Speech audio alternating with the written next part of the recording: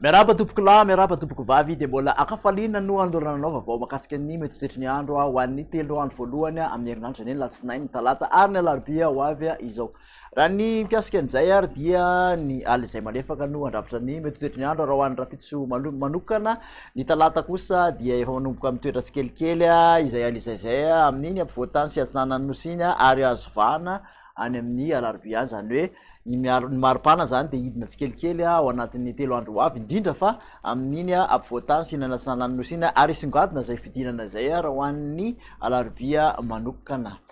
Hojerentsika amin'ny atsipriany ary zay toetry ny andro izay raha ho an'ny rapitso aloha de maina amin'ny ankapobeny saika manerana ny nosy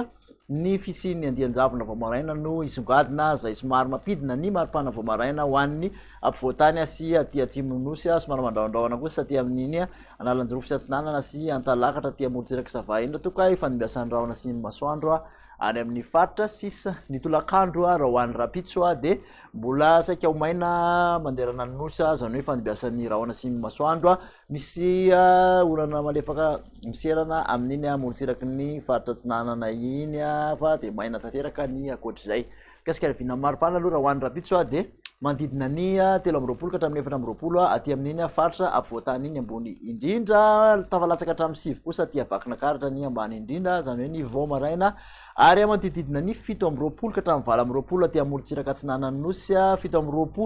ka hatramin'ny 13 kosa 13 amin'iny amolontsiraka andefany nosy iny ny mafana indrindra raha ho an'ny rapitso dia any Mahajanga sy Antsohiha mahatratra 4 degré Celsius.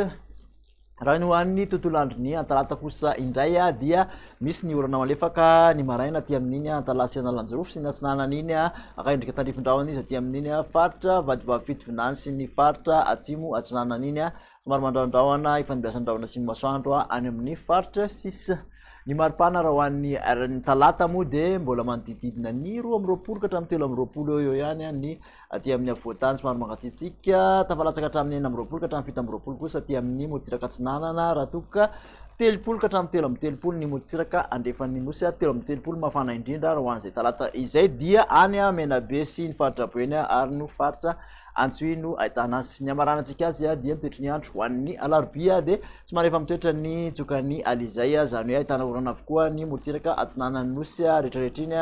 torak'izany ihany koa molontsiraka sava misy tandrifondrahona aty amin'iny molontsiraka ny diana aty amin'ny avaratra andrefana aty somary mandraondraona ny ampovoantany ary arahana herika eny atsefatsefany eny ny aty andrefana kosa de ho maina tanteraka ho an'izay alarobia izay. Raha ny mikasika ny maripana ho an'ny alarobia moa dia somary tafalatsaka hatramin'ny 20 ka hatramin'ny 20 ny ambony indrindra aty amin'iny faritra avoantany iny 19 kosa ny molontsiraka atsinanana manodididina ny 3 ka hatramin'ny 13 ny molontsiraka andefany nosy ny mafana indrindra de mbola ny faritra Menabe sy ny faritra Boeny ny faritra Antsohiha hatrany 13 degré Celsius.